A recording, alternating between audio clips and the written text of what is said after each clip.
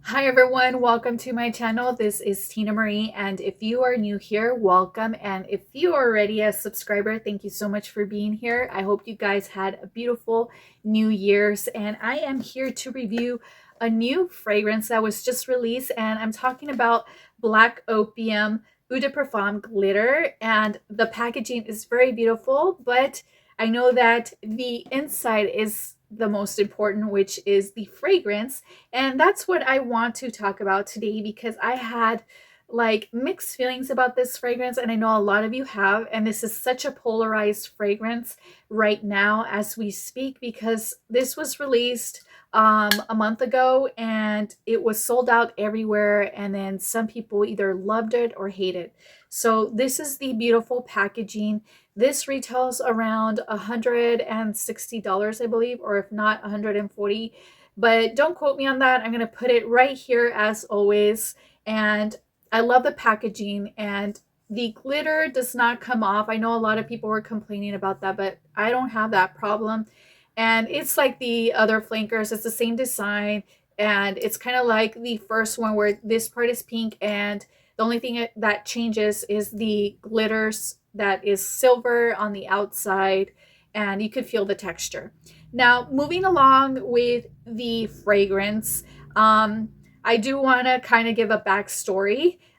During December in Christmas, I did buy two of these of the big ones, one for my mom and one for myself, because I did want to review it. But then when I sprayed it and I allowed my mom to smell it to see if she liked it, she was disappointed and she was like, I don't know about this fragrance. I do not like it. It doesn't smell good. And then I was like, well, I'm going to try it myself and see what happens. So I sprayed it onto my clothes and onto a tester strip. And I felt like it wasn't like a finished product because I could smell like the alcohol and the oils of the fragrance, like they weren't meshed together. And the reason why I say that is because I could smell the alcohol, and then the notes, I felt like they weren't really pronounced. I couldn't really pick up on any of the notes other than the coffee.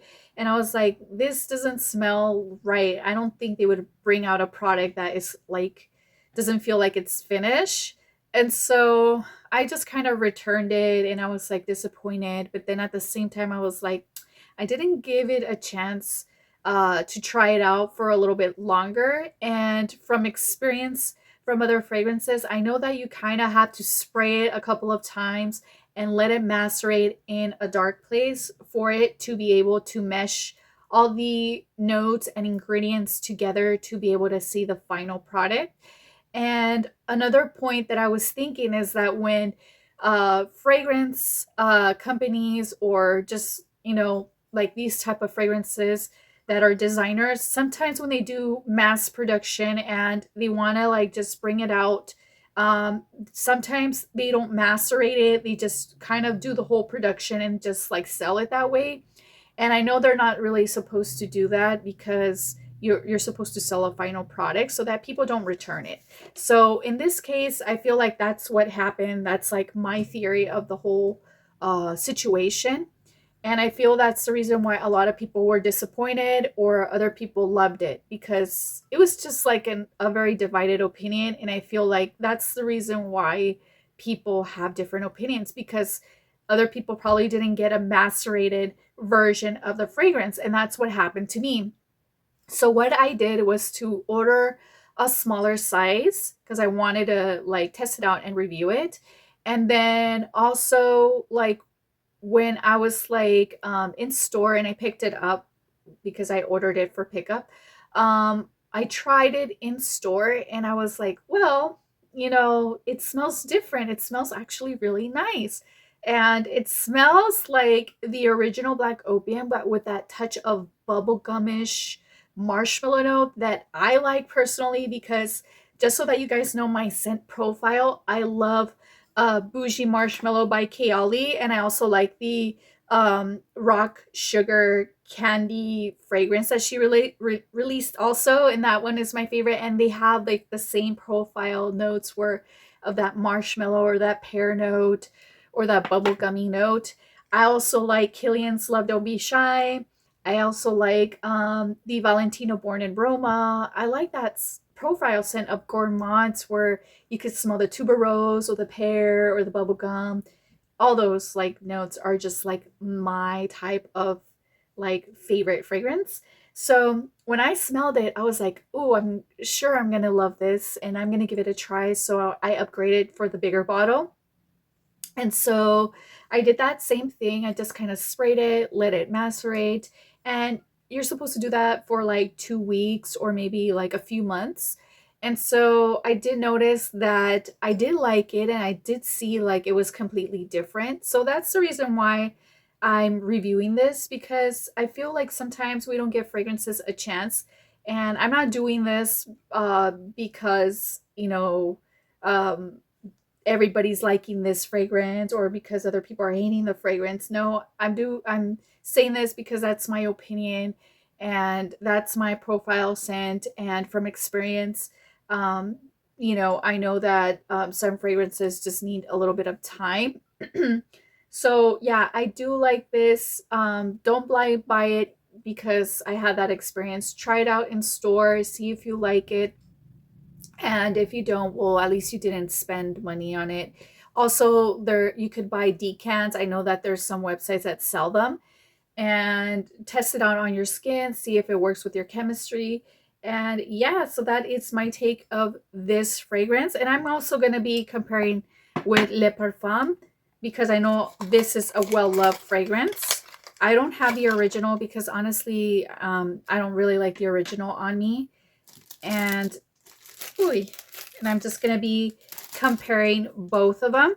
So I'm going to be comparing Le Parfum with the Black Opium Glitter. So first I'm going to spray Black Opium Glitter onto my tester strip.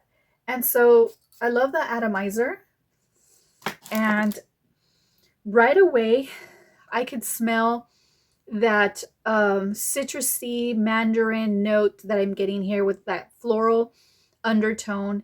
And then all of a sudden, in the mid part of the fragrance, I could smell that marshmallowy pear note in here that makes it so sweet and refreshing and very comforting. So I do find this fragrance very comforting and gourmandish, but yet leaning onto like this floral, airy note. And then the dry down is so similar to the other flankers, which is that beautiful, warm coffee note, very gourmandish. And I could see the vanilla pulling through, which is really, really nice. And I'm going to read the notes for the Black Opium Glitter. So here in Fragrantica, it says top notes are green mandarin, pear, and lemon. Mid notes are orange blossom. And then base notes are vanilla absolute, coffee, marshmallow, musk, and patchouli. Now, I could sense that airy marshmallow pear in here. Like, um, first to start off with the like citrusy notes. Like, I do get the mandarin and I do get that lemon note. And the pear just seems like it's not the top note. It seems like it's the mid note because I do get that after it settles. So I get the pear note and then the marshmallow note, which is really weird because the marshmallow is supposed to be the base note. And then after that, I get that vanilla and coffee, and then the musk and patchouli. I feel like that's kind of blended in like very well with the whole fragrance because I feel like that doesn't really show up, at least on me, in the notes. It just feels like it's part of the whole fragrance. So it's very, very nice. It is very soft and very airy. And I feel like this does last 5 hours or maybe less, depending if you spray it on your skin or if you spray it on your clothing. I personally have to spray it on my clothing. I can't spray it directly onto my skin because I have an autoimmune disease. But when I spray it onto my clothing, I feel like it gives me 8 hour wear. It like lasts longer for some reason. And it smells really, really nice. And on me, I do pick up that marshmallow coffee note and the citrus note, which is really nice. Now we're going to be comparing this to Le Parfum.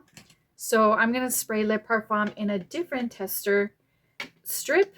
So I'm going to get a tester strip and I'll be right back. All right, so I'm here with the Parfum and I'm going to spray it on my tester strip.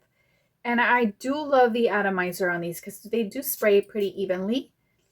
And, ooh, this one is just more deeper, more sultry, more like for nighttime. I do pick up a synthetic note that I'm not aware what it is. But then it becomes more fresh, more creamy. I could get the vanilla and the coffee note. And I do smell that patchouli in there, but it's kind of blends in very nicely with the coffee and vanilla. I feel like all these three notes in here, like they're very prominent. And it has like this sweetness to it, which I'm not sure what it is. But I'm going to read the notes here in Fragrantica. And it says right here, Le Parfum top notes are cinnamon, sorry, I said cinnamon, pear, green mandarin. And then mid notes have jasmine, sambac, solar notes, and orange blossom. The base notes are the Madagascar vanilla. And then we have bourbon vanilla, absolute vanilla, coffee, patchouli, and vanilla orchid. There's a lot of vanilla here. Maybe that's the reason why I love it. Vanilla is one of my favorite notes as well. But it is more gourmandish. It doesn't lean very floral at all. I do get the sweet coffee notes and the patchouli. I do get it, which it gives that deepness to it. I do get some of the pear and the mandarin because the pear and the mandarin I feel like is like the signature note alongside with the coffee note with black opium and the flankers. So yeah, I see that signature undertone from the black opium of the original and all the flankers. Yet Le Parfum, it's a little bit more deeper, more lactonic, more creamy. It just seems more of like that latte coffee drink that you would get in the morning. It's just so beautiful and sophisticated. And the glitter one, it just seems more fresh, more airy. It does have that marshmallow note, but at the same time, it has this clean note in it here after the dry down with a coffee note. While this one, Le Parfum, it's deeper, sensual, and very nice. Now, I did used to own Black Opium over Red. That one is such a beautiful flanker. I feel like that one is one of my favorite out of these two. And then Le Parfum would be my second favorite. And then Black Opium Glitter would be my third. So that is my take of these fragrances. So now, if you don't know any of the flankers, I feel the one that actually benefits to grab and to actually own is Le Parfum. And the reason being, I feel like this one lasts a very long time on your skin if you do spray it directly onto your skin. If you spray it onto your clothes, it will smell for days, like maximum 3 days, even after wash. And I do like that because this one's very expensive. This one's actually the most expensive flanker out of all of them. It's like around 170, 90, $190 for the bigger bottle. And yeah, so that's how I would start off trying out the Black Opium Le Parfum. So try them out in store before you buy them. Like I said, you know, it all varies in the chemistry of your skin and also on your taste. So thank you guys for watching this video. I hope you guys enjoyed and talk to you soon.